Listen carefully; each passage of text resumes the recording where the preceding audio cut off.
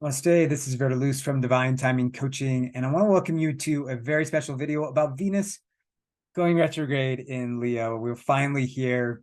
We've been talking about it for months, knowing that this is the biggest transit of the summer. We have quite a few aspects with this transit: Venus square Jupiter, square Uranus, trine Chiron. We're going to talk about all the major themes of Venus retrograde, her cycle, who might be the most affected by this, and also all 12 signs and how they'll be affected by this. So definitely pay attention to the end. Thanks so much for liking and subscribing and sharing this video. So I'm going to share the screen with you. I have a little bit of a slideshow. And this is from a talk that I gave much earlier in the summer about the summer cycles, including Venus retrograde. That talk is still available. I'll put the link down in the chat. There's a lot more detail about this cycle that I won't be able to get into in this full video. But if you're interested, definitely check that out. And let's look at this slideshow. So give me a second here. I'll share the screen. And we will go into this keynote. And there we go. And what I want to share with you as we begin is we're going to do a little bit of work with Tantra here today. Shaiva Tantra, the tradition of Indian Tantra, which has been a big part of my path for about 7 years now, since 2016. And there's some really beautiful exercises and practices from the Vijnana Bhairava, one of the sacred Tantra scriptures that I'll share with you. In addition to a couple quotes like this quote from Rumi, "Would you become a pilgrim on the road of love? The first condition is that you make yourself humble as dust and ashes." And one of the things that we might experience is this, as you can see, these mind meld, beautiful visionary art here, is there's something like that can kind of explode and also melt at the same time during a Venus retrograde. It's like we get very humbled and we're going to get very empowered all at the same time during this cycle. It's going to be quite interesting given the sign that Venus is in, which is Leo. But before getting into that, just understanding, there's Venus and Mars and Aphrodite and Aries, and, the nature of Aphrodite is the lover, right? And so we know that a Venus retrograde cycle is going to bring up themes around love, but also what's important to us, our values.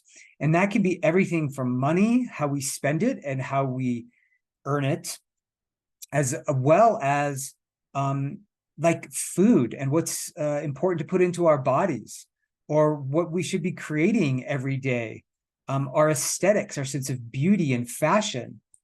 So there she is, the goddess, actually born of this very intense moment of castration of Uranus, and the sea foam becomes the place of the birth of the goddess of beauty and love, Venus. So it's interesting. And if you know about the planet Venus, it's kind of a violent planet. So, within war is love, and within love is war. So just know that we often deal with a little bit of love and war at the same time during a Venus retrograde. But I do want to share that this is a beautiful cycle that Venus forms. It's an 8-year cycle where she's sort of returning to this perfect star formation, where she's rising out of the underworld, where she'll be coming out after her conjunction with the sun. And when she rises, she's rising in the same place, and it forms this perfect, I don't know if you guys remember spirograph. I know I do from when I was a kid. And she's forming these like just exquisite sacred geometric patterns that we see actually all in nature. Of course, Venus is about order and beauty. And so we see that in the patterns of nature. And we also see it in, some of the symbolism that we have from some of the traditions from from pagan history. And when we see the star, the Wiccan star, it's a reference to actually the movement of Venus from her retrograde into her station direct every year. So there you can see it sort of again here, 2020, 2017. This is in relationship to the sun. It's called the synodic cycle, the relationship to the sun. Here you see it again. There's the Leo star.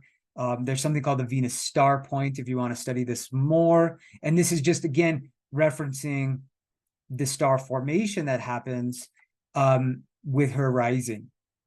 So we see this again in the golden mean, the Fibonacci sequence, spiral shells, nautilus, the galaxies. It's just beautiful, right?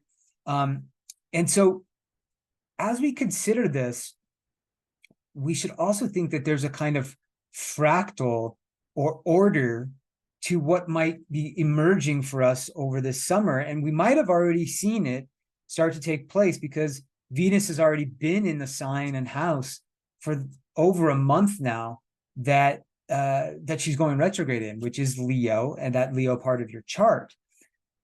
When we look back, we're going to look back at the summer of 2015, as well as the summer of 2008. That would have been the last time that Venus was in Leo retrograde. So just take a moment there. You can pause the video if you want, but you want to contemplate what was going on in your life, especially around money, values, relationships, creativity, beauty, aesthetics, right? And then go back to 2008 as well, because again, the same part of your chart is being triggered. And we're going to look at those charts in just a few minutes. Now, the last actual retrograde we had of Venus was, you might remember, very intense, deep Lord of the Underworld, Darth Vader transit of Venus and Pluto conjunct right on the summer solstice and, Christmas of 2021 into the very end of January 2022. That was in Capricorn, very work-focused. Now, this one is in Leo. And there you see the star point again. Right? And this is that 8-year cycle. So, it's always with the Gemini energies, the Leo energies, the Scorpio, the Capricorn, and the Aries. Okay, so let's talk about the themes. Let's look at the general themes of Venus retrograde, and then we'll go into Leo specifically. So we're always looking at a clarification of values for us. And one of the areas, of course, is relationships. And one of the themes that is really prominent during Venus retrogrades is that often previous lovers come back into our lives. And this is because we are going into a clarification of what has been important to us in relationships before. And this is to help us, as Venus goes direct, to actually get clear on what kinds of relationships we want to have in our life. Now, I didn't give you the dates yet. We will look deeper into that, but it's starting on the 22nd. It's going to be with us until September 3rd. So we got a good 6 weeks plus of Venus retrograde. Okay. So during this time, we could think, oh, there may be someone returning into our lives. Now, this could also be not only like a lover, it could be a really good friend of ours, someone we haven't spoken to in years. It could be someone we've done business with, right? Venus exchanges money. And so you might have collaborators, colleagues, clients coming back into your life. Again, a clarification of values. Did you support them enough, right? Or was it an equal and balanced exchange? Or, what are they reflecting to you about, your sense of self-worth, right? And worth and value really comes up during Venus retrograde. And so that brings us to money. And, this is up for all of us, right? And we're looking at a really important relationship that's going on between Venus and Jupiter during this cycle, where Jupiter's in Taurus, and that is the sign that Venus rules. And as much as, that can be beautiful for us to expand and grow in terms of Taurus things like being with the earth, being with sensuality, dance, music, touch, massage. The shadow could also be that we're having to spend more, which is inflation, right? Cost of living is going up, rent is going up. Those Taurus things, Jupiter are amplifying. So we could possibly earn a lot more, but then we also have to spend a lot more. And so one of the questions to be asking during Venus retrograde is, am I investing in an area that is really in alignment with my current value system? If not, where are my values coming from? So this is really important. When I work with my business coaching clients, one of the first exercises we do, which I totally invite you to do, is to look at a dialogue with money. Like, have a dialogue. Like, dear money, this is what I learned from you from my parents, my mom, from my dad, from my grandma, from my grandparents, from my sister and brother, from my school, or from my culture, right? Or from the media, right? From this partner that I had. So this is a really important exercise to do during this time, especially if you are a kind of coach or healer, entrepreneur of some kind, and you are needing to value yourself and look at, for instance, I work with a lot of coaches who maybe have been charging by the hour, and they haven't been focused as much on the result that they're giving.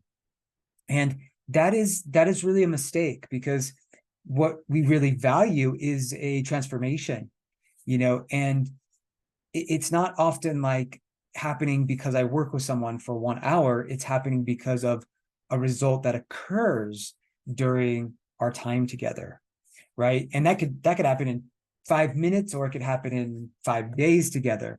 This is a Venus conversation, right?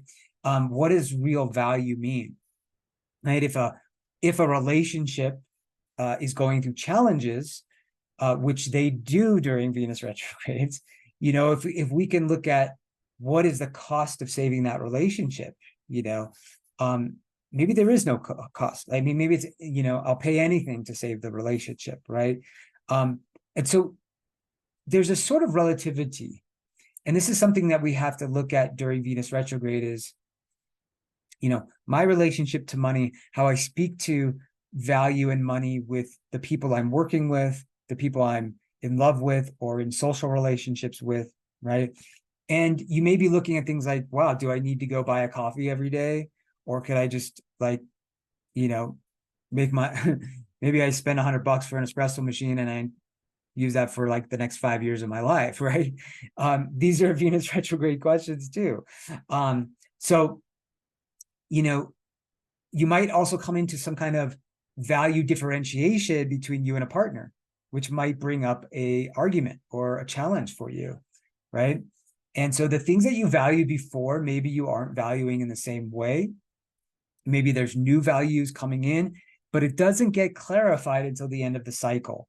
Now, one of the things that we can also see is our relationship to the global economy shifting, our relationship to barter and exchange maybe coming up. Can we do more of that in our life so we can maybe get off of, the sort of global economic craziness that's going on? Cryptocurrency, where are we at with that? Where are we at with, again, shared values, investments, long-term investments versus short-term? Are we invested in things like the stock market? Is that safe? Are we invested in assets and real estate? This type of thing that, all of us need to really evaluate during this time. And then you look at art and beauty, and, I got my red on today, and you might be seeing during Venus retrograde that you're going to change how you appear, and people will change how they appear. And, also like what they're attracted to artistically or aesthetically, like maybe you're not into that music anymore, or that style, that genre, and maybe something else comes in, right? Or you are going to change how you're dressing. Now, this brings up the theme of Leo, and that a lot of us may be like, you know what? Hey, I want to look more sexy. I want to look more bold. I want to be more proud in my appearance. Maybe I want to poof my hair and have bigger hair, right? Or maybe I should wear a wig because I have no hair. There's these kinds of things that come up of if I'm going to change my fashion, it's because there's a sense of I want to embody my own sense of royalty, Leo. My own sense of how I appear and dress is an expression of my creativity, Leo. My playfulness, Leo. even my romantic appeal, Leo. So these are all themes that come up, right? And we are going to want, to be feeling like more romantic energies in our life, maybe a little bit more flirtiness or playfulness. That's the nature of Leo, right? It's fun. And so we're looking at, am I having enough fun in my life? What does that even mean for me to have fun? Is it to play on the guitar? Is it to go dance? Like, is it to hang out with friends, and, this is going to bring up like, maybe I need a retreat, or a way to like invite in more spaciousness into my life, because Leo is a sign of recreation, right?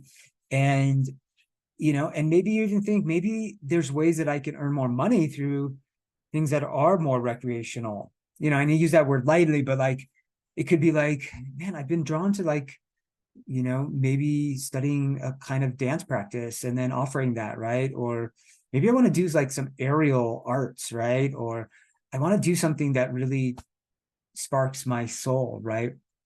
And maybe I like watching myself, on video doing that thing, and that's a very Leo type of thing. Now we have to be careful during this cycle of becoming vain, right? And this is the shadow of Leo. The word vain comes from Venus, right? And it's where we're too like vanity, we're too focused on the physical or how we appear. And a lot of times, and probably what's going to happen in the media is that we'll see with the Leo presence, right? This is obviously really things like superstars and famous people, artists of all kind, and people in positions of power like Leo, right? Governance.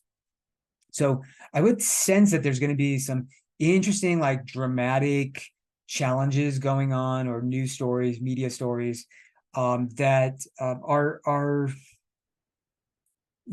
just taking up a lot of airtime, and probably like related to relationships, relationship drama.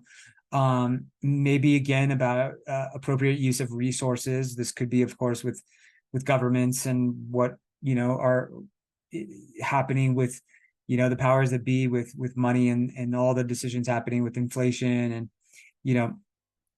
and raising interest rates and all of that. So again, our relationship to that is going to be very important as well. But look at this theme of adoration. I like that word, like adore, because it's a doorway into your own divine nature. And when we're talking about Leo, the thing that we really have to realize is that the lower expression of Leo is really about like being the center stage, and like it's really about me without an awareness of me as an expression of the divine, right? That everything that I do and or create is being created through me. And so if you're on a path of working with your creativity during this time, I want to recommend a name of Allah from the Islamic tradition, which is Al-Khaliq, which is the creator. And to really reflect on the creator coming through you in your creative process.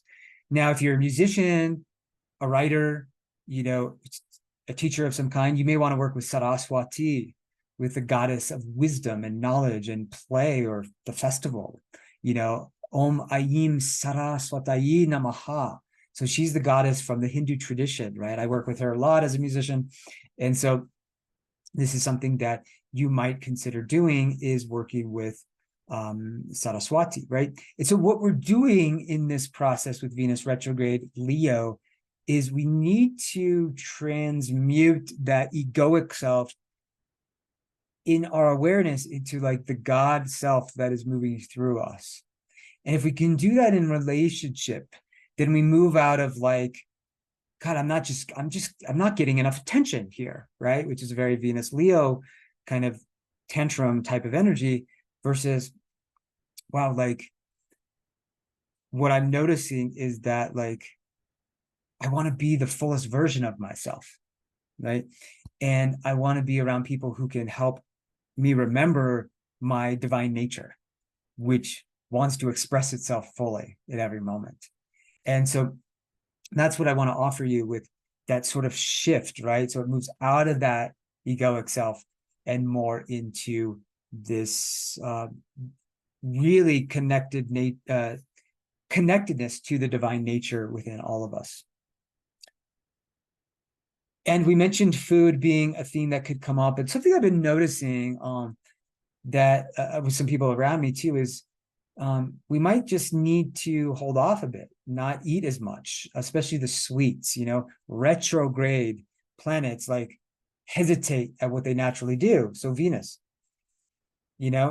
maybe I don't really like sugar as much as I thought I did, or need that bowl of ice cream, or maybe I want one bite of something and I want to melt into that. And there is a practice from the Vijnana Bhairava that is about this. Actually, we'll show that in a moment. So attraction and magnetism, again, what is attracted to me? We talked about former lovers. I invite you to write about this, some previous lovers in your life. And also, whatever relationships are current in our life, let them be like a soul level reflection. This is a cycle that is really going to bring up soul contracts for us in a lot of ways. One of the reasons is, first of all, Venus is in a really beautiful trine when she's beginning her cycle to the North Node. And that is going to be significant because it's saying that people around us during the beginning of the cycle, there's sort of a destiny with them. There's some kind of evolutionary imperative or growth or sense of like we're moving towards something together, and it's creative, fire, Aries North Node, Leo, Venus, and it's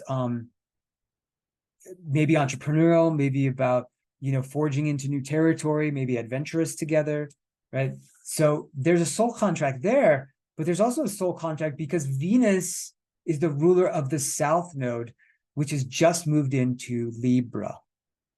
And this is where we think that, karmic partnerships are coming up, right?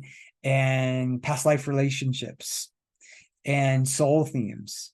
And I bet that you are having this already in your life. And as this comes in, Venus going retrograde on the 22nd, it's going to just be amplified really strong. And it's usually most strong around the days of her changing direction. So soul contracts, big theme, offering you here also the idea of contemplating others' virtues, which is a really great practice. This is from Stoicism. The course I taught called Return to Essence was actually merging some Stoic philosophy and Shaiva Tantra. And we worked with the Heart Center really big. And we were talking about in that practice, how to contemplate others' virtues. And so if you are feeling down, Marcus Aurelius, the great Roman Stoic philosopher and emperor, talked about, if you want to cheer yourself up, right? Consider the good qualities of your companions. For example, the energy of one, the modesty of another, the generosity of yet another, and some other quality of another. For nothing cheers the heart as much as the images of excellence reflected in the character of our companions, all brought before us as fully as possible. Therefore, keep these images ready at hand. So beautiful, right? To really think about one of the things that you really love about a good friend of yours or a previous lover, right? One of the things you learned from them or that you got to explore with them that maybe you didn't with others. And that was the beauty of that connection, right? And this is a way that we can use this cycle really positively. So you could also premeditate on dealing with some frustrating people or situations that you might come into, and then prepare yourself for that by practicing dealing with that in a virtuous way, not reacting, not getting triggered. And this is a major Stoic practice as well. Really, really useful.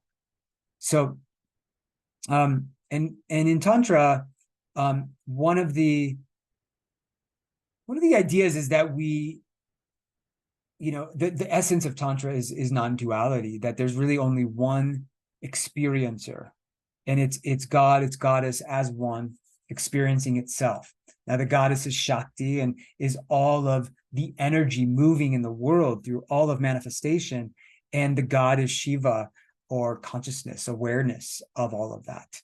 And they're intrinsically integrated within each other. You can't have awareness without being aware of something. And that something has to be aware of for us to know that it's happening, right? And so the awareing, the process of becoming aware, is within the object and the subject. And so I'm pointing this out because this can help if we ever get into like projections, right? And to know that we really are one here, right? That all of consciousness is being permeated by this one, energy, and that all of life is within our consciousness, within our awareness, right? When I'm perceiving you, when you're listening to me, it's happening inside of awareness.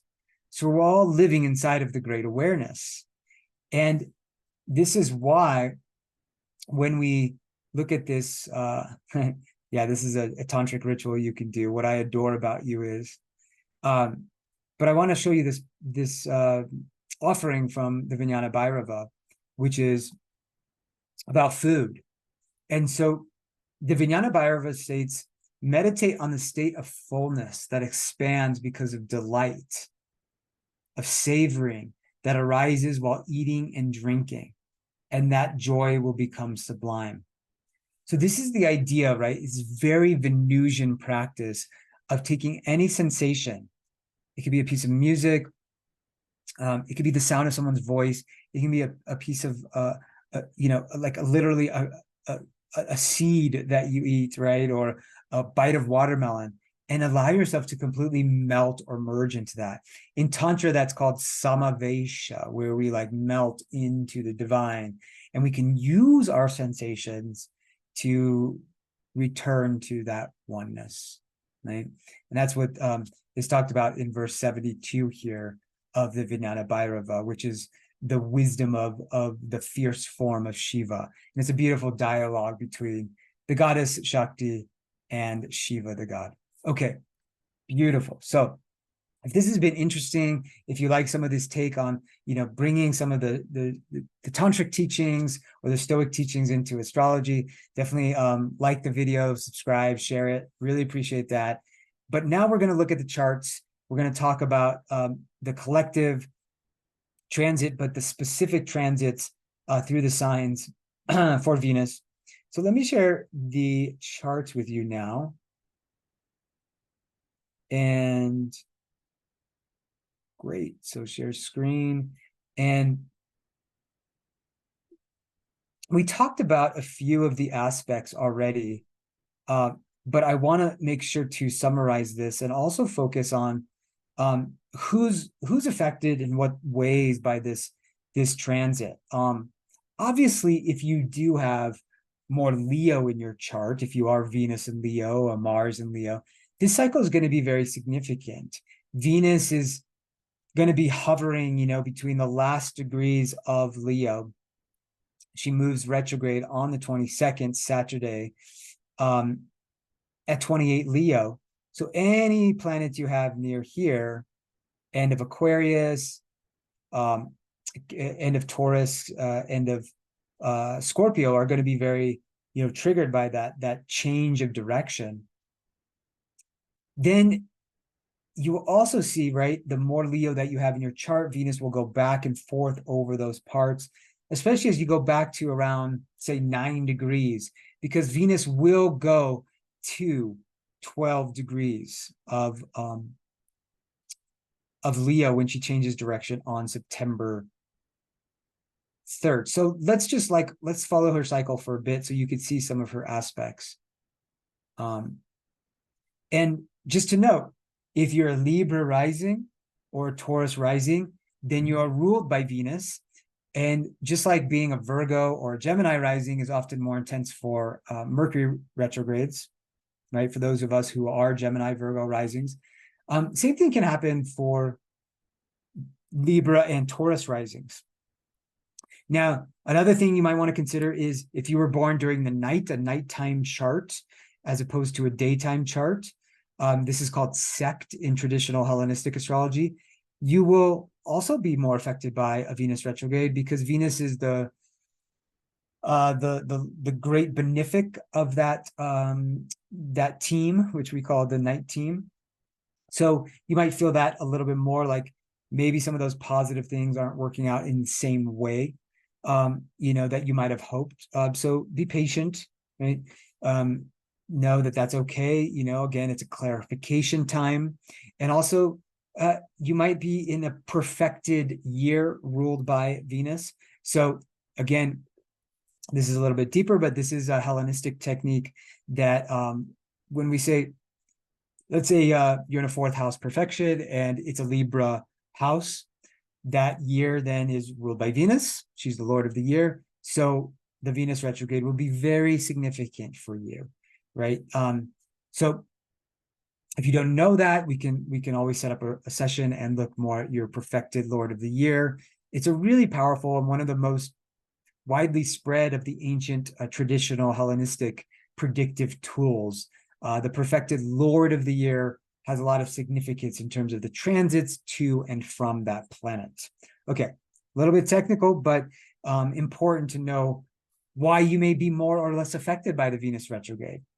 Now, if you're looking at the transit, here is the day she goes retrograde. If we go forward a week, she's just back 1 degree. And she's very close to Mercury during that time. So end of the month, nice Venus, Mercury. There should be a lot of communication around values and what's important to us at that time, relationships. If we go forward another week, now she's back at 25. And it started to get interesting here where you have the Venus-Sun conjunction.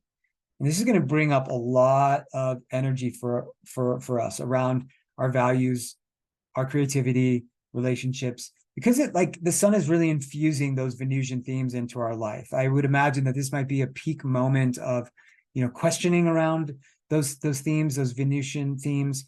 I mean, there could be a new love coming into our life, but remember that during a Venus retrograde, if you attract a new partnership, oftentimes there is like a clarification happening. And so you need to be careful with how much how much weight you put to the relationship, right? And to not be surprised if it doesn't really endure, 10 months from now, right? Or even beyond the retrograde. Not to say that there isn't really important lessons there. There can be, and it doesn't mean it can't endure for a while, right? And every relationship is a teacher, right? No matter how long it lasts. But just to know that that can happen during the Venus retrograde if we attracted a new partner, which could happen a lot when Venus and the Sun are conjunct. This is usually a very juicy time of the year. Now, the next thing that I want to really mention is when you go just the week before Venus goes direct, look at what happens here. Mercury's going retrograde. I'll back it up. And this is significant because on the 24th, you have Mercury stationing. And Venus is around 14 at that time. Now, why is this important? Because then we have Venus and Mercury both retrograde. And this is going to be really very testing potentially for us. Mercury's at home in his sign, which is good, right? But this might bring up the sun's in Virgo at this time. We might get really critical. Mars will still be in Virgo, the last degree.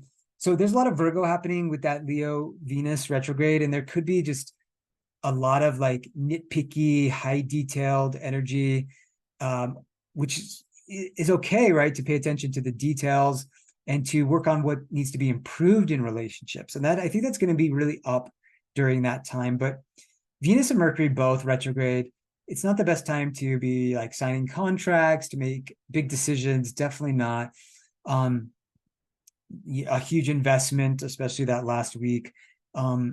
Anything related to that. Travel could be a little disruptive or disrupted. And, there could be some communication challenges, which could really, if energy's been building around that retrograde, it could really the shift can hit the fan, as we say sometimes, like during that last week of August, when both planets, Venus and Mercury, are retrograde, So just be careful there, and work on clarification. Again, clarification of values and what you need to be in, like a more sacred type of relationship, which, there's Venus stationing on the 3rd at 12 degrees. So this will be a sensitive degree in your chart. And when she does, she'll be with Juno. And this is going to bring up issues of fairness, equality, and balance in a relationship. Again, I think this is a major soul contract moment of the whole cycle. And it may even reflect back to like middle of June, when Venus and let's see, if we go back, when did they conjunct before? Because we're going to see, it would have been a while ago. Yeah, that didn't happen during the summer. But what we will see is that conjunction, we're looking at either potentially a really big like commitment energy coming in, like maybe we've clarified a lot. Could be an awesome time when she goes direct to do like a recommitment ceremony with a partner. And this brings up things like hand fasting. It also brings up things like hand parting, which was the tradition of a ritual, intentional, highly like dignified and honoring parting ceremony, which could come up for a lot of us, since relationships often do end during a Venus retrograde, or they change, right? And maybe a relationship never ends, but you might want to think about a hand fasting or hand party ritual. I'd love to talk to you more about that. I've led some of those experiences, so just send me an email, let me know, and we can talk more about that. We can also do partnership readings, and this is something I really want to suggest during a Venus retrograde. We have composite charts where we have the two of us as one. We have that in astrology and in human design. And so if you are going through some issues, or you just want to get deeper into your intimacy and bondedness in relationship, I really want to suggest doing a couples reading where we can look at the synastry, how the charts connect to each other, planet by planet, which could take us literally days and days. And that's why I'm a relationship coach and do ongoing work, because there's so many aspects to talk about, like your emotional needs, your values, what turns you on and sparks you sexually, all of these elements. But then we also have the composite chart, which is the two of us as one. And that tells us, like, should we have a family together? Should we travel the world together? Should we open a business together? It's the third being. And then each person, each individual relates to that third being as well. So you're in relationship to the relationship, right? So again, I work really deeply with 2 systems, actually 3, numerology as well, but really strong with human design and astrology. And what I love is that they both have composite charts. And so we can actually look at who we are as a couple. And there's so much information here, so much insight and wisdom. And for me, this is what turned me into an astrologer, was learning about Mars and Venus in my chart, the versions of the masculine and feminine. And so this is a time when you do really want to get clear on your values, on what's important to you in relationship. And the best way I know to do that, and I think a lot of astrologers would agree, is to really get into your birth chart in a deep way, into your partner's chart. Or if you're not in a relationship, get this clear within yourself, so that when that person comes into your life, you're ready to know who you are and your values and what's important. That's the goal of the whole retrograde cycle, right? And I would say that, again, peak dates that you want to be aware of and sort of cautious with mostly are going to be around the square to Uranus, which is going to be, Uranus is at 23. So if we go back here, you're really going to feel it around the 6th. Look at that, 6th through 13th, pretty tight square with Uranus. Now this could bring some shakiness, some chaos, some change, some volatility, the need for freedom, the need for independence. This is Venus Uranus in a challenging aspect. Okay, so we had this already I mean, we've kind of had it a lot the last few weeks. And then it'll come in again after she goes direct, right there, the week between September 24th and September 30th or October 1st. Right? So those are some peak dates. There's a square to Jupiter during the cycle. I don't think that's as challenging for us because, you know, I mean, maybe around resources, we want to maybe be looking more at money during that time. But the Uranus one is a little bit more challenging collectively. And so let's note that. And if we look at like bringing it back to the moment she's going retrograde, 22nd, and if we look at the specific placement in your chart, and I'm just going to give like a bullet point for each of the signs here. But what's significant is, let's start with Leo rising, just to honor the Leo energies, right? And again, you can think about your sun sign and moon sign as well.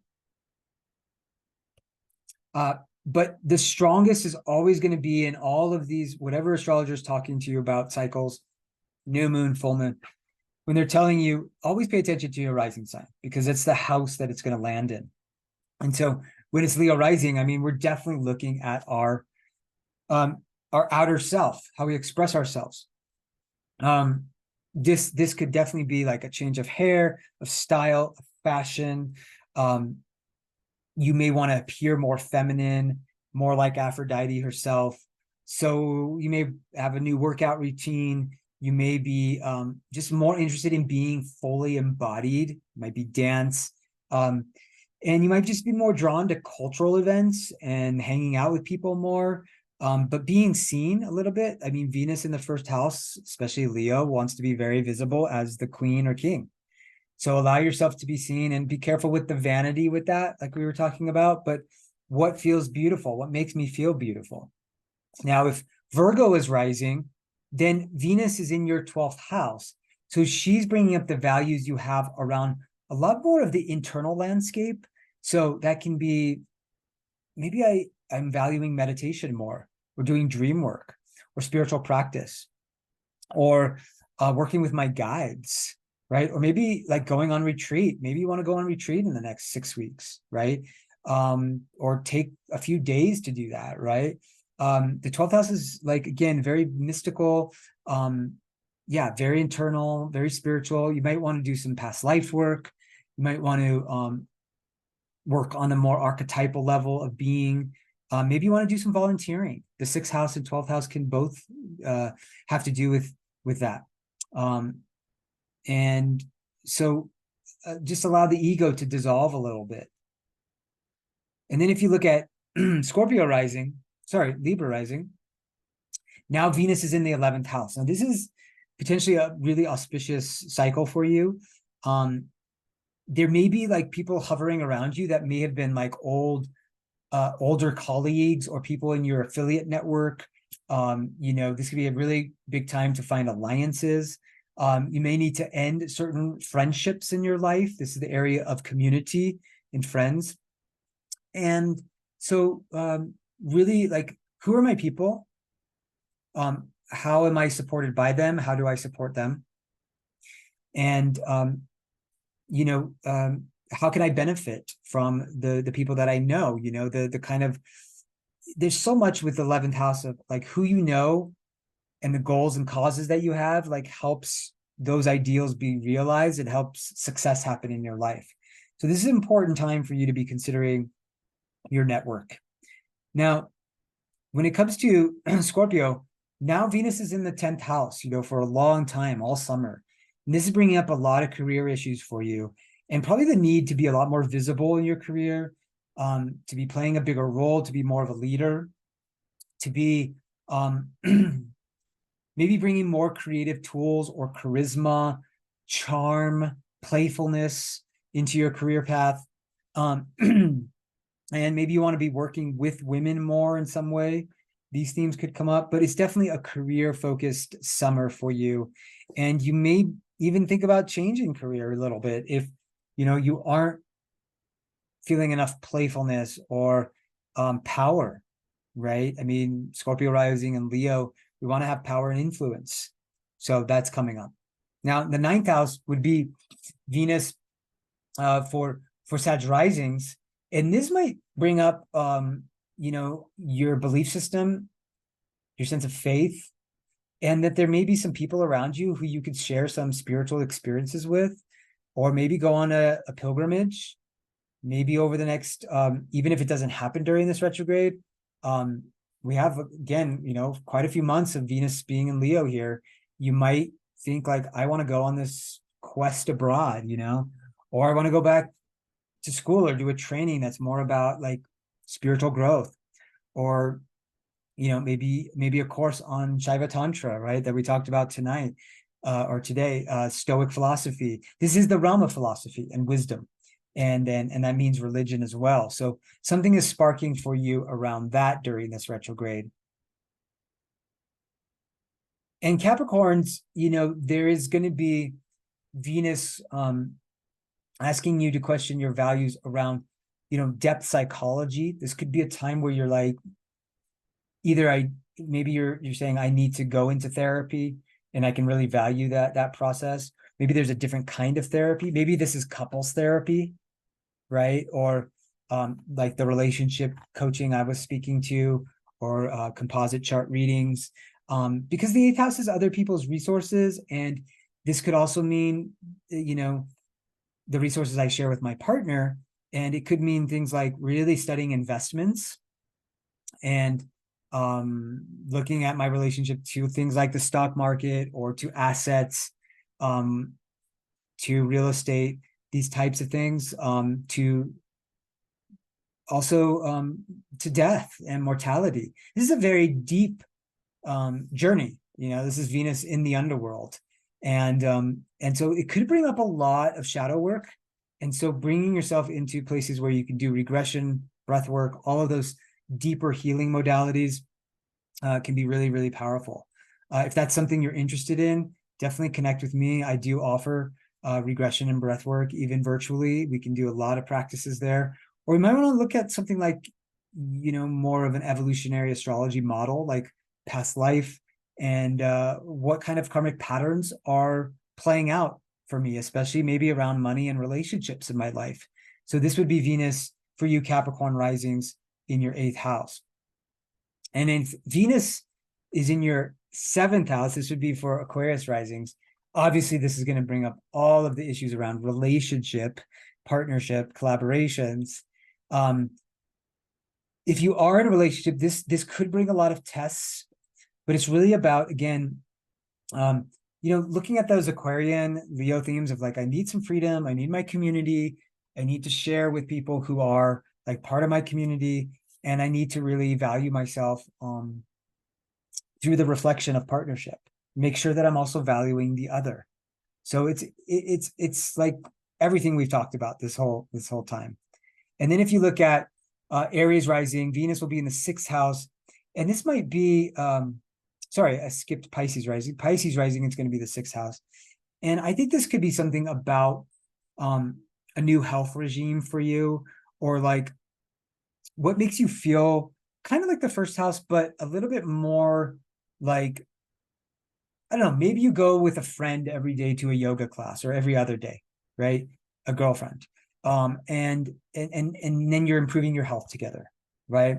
Or maybe you're like starting to listen to like your favorite dance sets, and you're dancing every day as part of your health practice. So there's a way of kind of like, I need to kind of beautify my daily rhythms, right?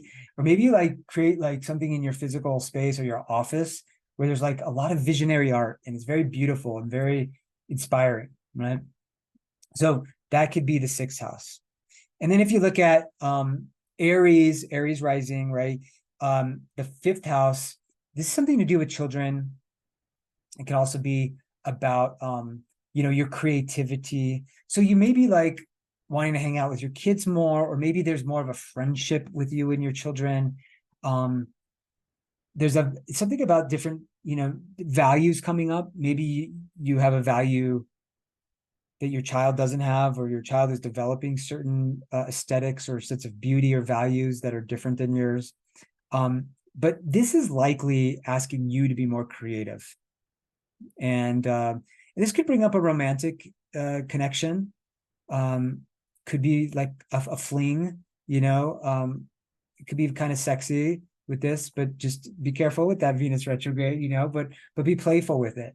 This is a playful house, and take some time to just hang out with this and enjoy life.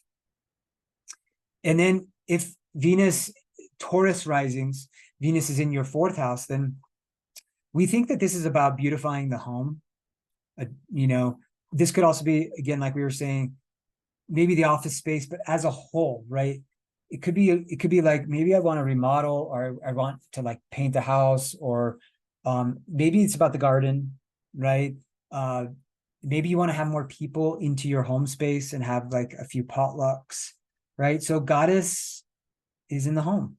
This could also be about reconnecting with your family of origin and what values you received from them, where that's different, where that's still similar, and the impressions that you took growing up.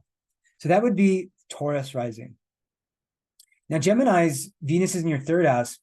This is important around the themes of communication and the ideas you're sharing and how you're sharing them. So it may be that you need to be doing more writing, maybe short trips. So you may take a few like trips like near you, right, within 2 or 3 or 4 hours for an experience, a training, maybe to go teach somewhere. So it's kind of a busy mental time. You might be learning, you might be connecting with a lot of people, you might be marketing more, branding more. The 3rd house is, again, very mercurial. So you're thinking about how your message is getting out to the world. And this is very important for Gemini risings, So the ideas and information you're sharing, and what the consequences or, the ripple effect of that is. And, are you sharing the messages that you want to share in the way you want to be sharing them? And are you earning the resources, Venus, from that? And then if you look at Cancer rising, then Venus is in the 2nd house. And this is always going to bring up, my self-worth, my money, how I'm earning it, how I'm spending it. And so this could be a really important time. The goddess is telling you to like get more accountable with your money. Look at your investments again, personal investments, not necessarily what you share with others, but like, the things you own, are they owning you in some way? The 8th house we talked about before is more like debt. The 2nd house is more like what I'm like earning, and what I'm spending on. But you could look at debt as well here and getting out of that as quickly as you can. So money is a big issue when Venus is going retrograde in the 2nd house for you, Cancer risings. And then we come back to Leo, and we come full circle, full zodiac circle. So, wow, what a journey we have ahead of us. And we've already been in for the last, since the beginning of June, Venus and Leo. So I hope this has been helpful. If you've enjoyed the video, please like it, subscribe, share. If you would like to go deeper into relationships and your composite charts, your synastry, whether that's astrology, human design, both, let's jump on a call. Let's see if we want to coach together or do a reading. I'll put all my contact below, Divine Timing Coaching. I'm wishing everyone a beautiful rest of your summer, and that this cycle at least inspires you to be very creative, very playful, very romantic, have a lot of fun, and that it's a beautiful rest of your summer. So stay tuned for more videos from Divine Timing Coaching, and all the best to you the rest of this summer.